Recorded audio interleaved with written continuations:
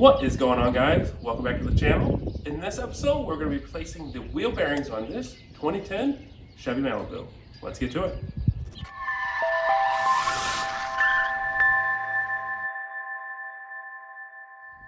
So this is my wife's friend's car. It's a 2010 Chevy Malibu, 2.4 liter, 4-cylinder engine in it.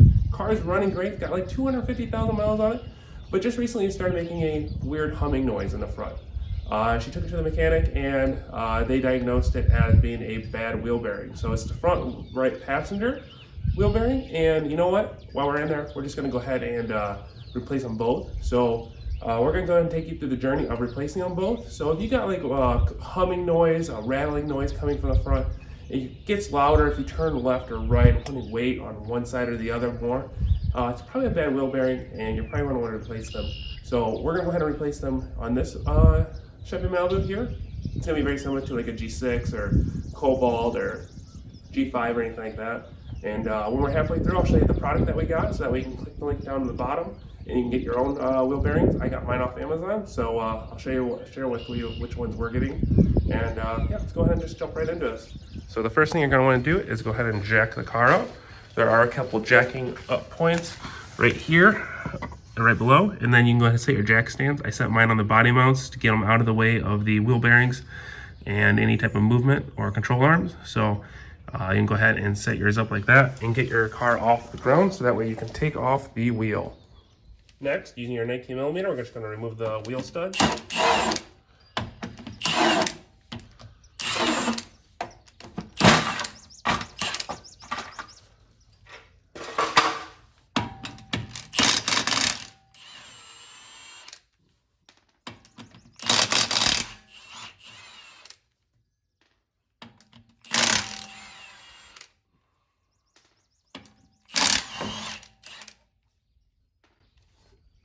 And then go ahead and remove the wheel. Next, you're going to want to take off the axle nut. So to take off the axle nut, you're going to need to use a lot larger socket here. I'm having an issue with mine. So my axle nut sockets don't actually fit on there yet because this is too long. These are more of universals. I ended up just going to my neighbor's house to get the 36mm, a little bit faster than actually going and cutting that. So take our 36mm and we're going to break that loose here.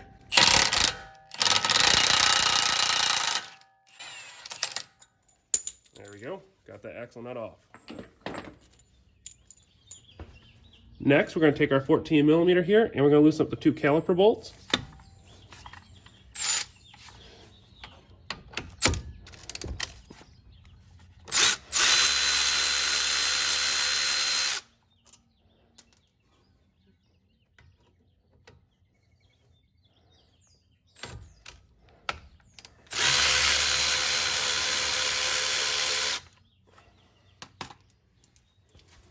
And then we can pry our caliper away.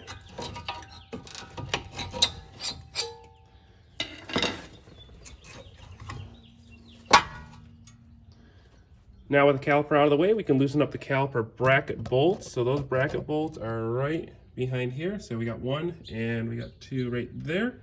So we're just gonna loosen those up and take off this caliper bracket right here.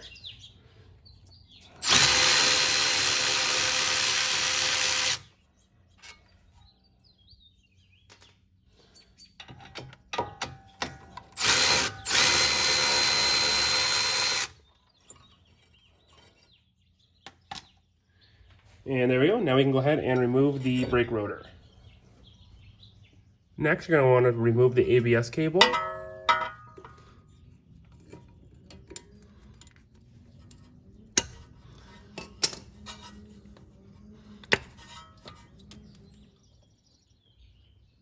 Next, we're going to start removing the wheel bearing bolts. So the wheel bearing bolts are held in with 1, 2, and 3. They're all accessible from the back side here. So you see one right here, one up here, and one on the other side. You want to remove those. They can be kind of a pain, especially if you live in the north, like I do. And then we're going to remove that wheel bearing. That wheel bearing is going to be a pain as well, I bet. But we'll get to it, and hopefully it will work just fine. And let's go ahead and remove those. Let's see what size those are. Probably 13s, if I had to guess. Yes, those are 13 millimeter. So let's go ahead and remove those.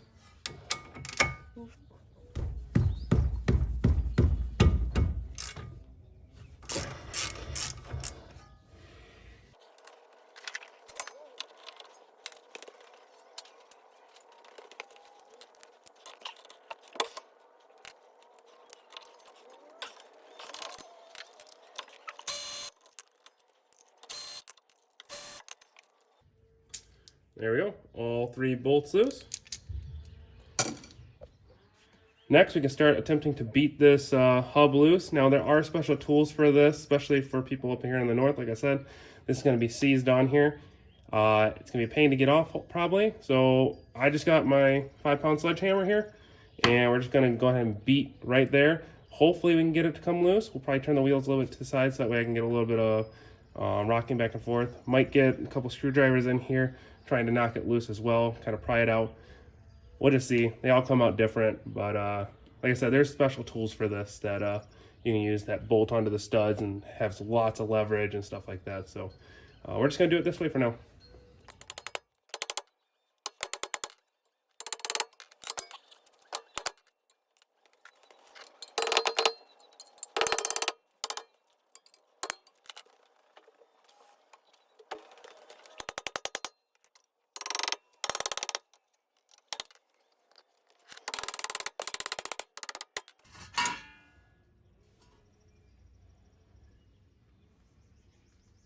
Well, it's kind of a common thing. You can tell the wheel bearing split.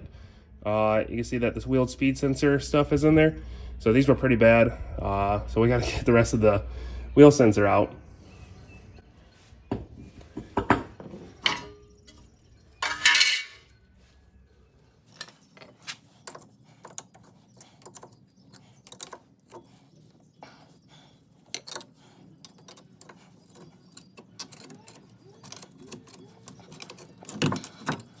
And there we go. Here's the rest of the speed sensor here.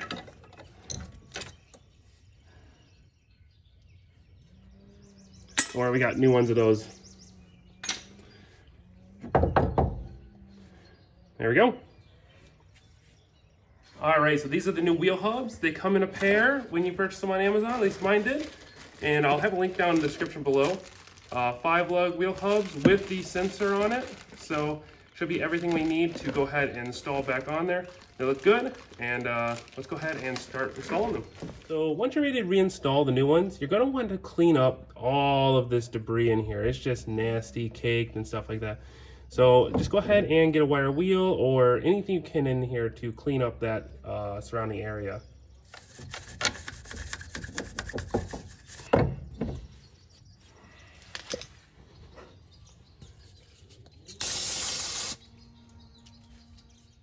Alright, once you get your new axle hub out of the box, it's going to look something like this. It's going to have a little cap on the back of it. You'll want to remove that.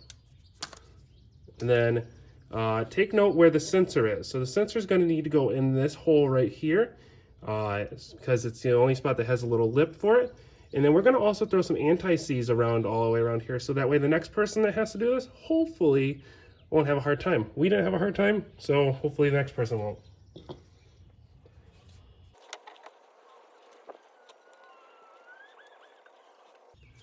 We're just going to try to slide our new one in there. We got to throw the sensor through first. And then slide it on through. Got to get the CV axle started. There we go. And then before that, which is something I always forget, we got to add our dust cover. Come on. We got to add our dust cover here. I almost always forget that. And then I see it laying there and then I get mad. So let's go ahead and add our dust cover this time.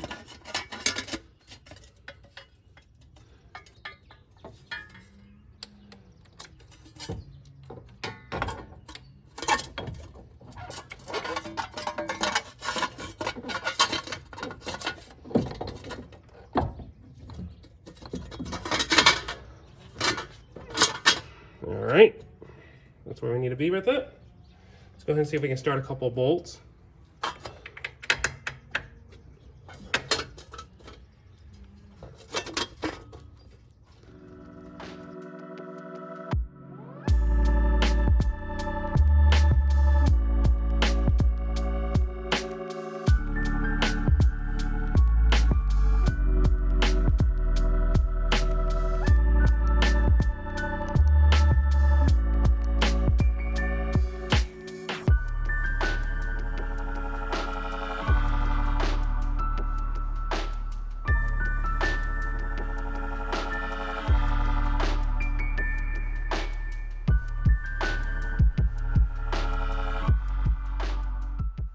And there we go. You just need to throw in our axle nut here as well.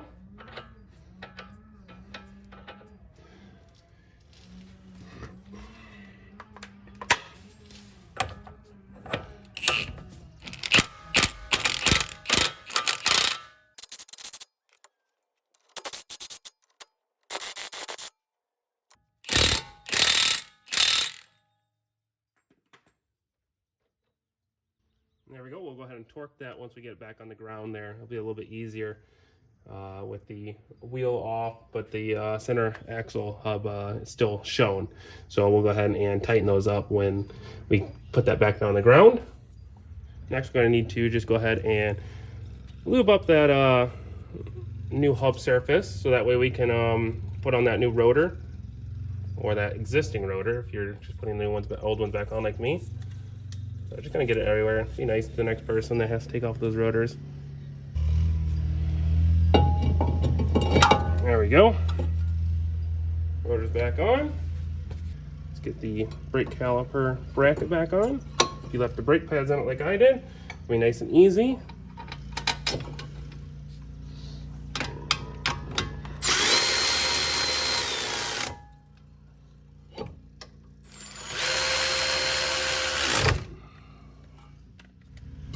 There we go. That's back on. Go ahead and put our caliper back on. And then after we do this, we're going to go ahead and put that sensor back on too. Can't forget that.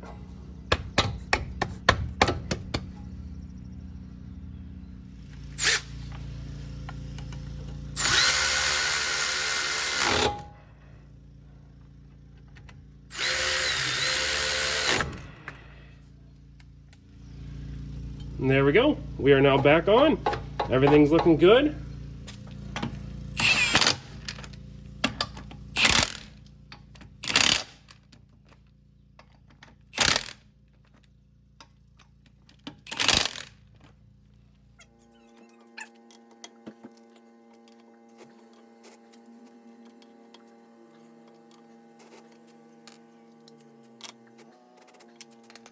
All right, well, that wheel hub is now replaced. If you guys have any questions, make sure to drop a comment down below.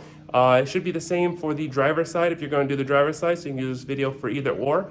Otherwise than that, subscribe to my channel. If you need parts, they're in the description below. And like always, catch you guys next time. See ya.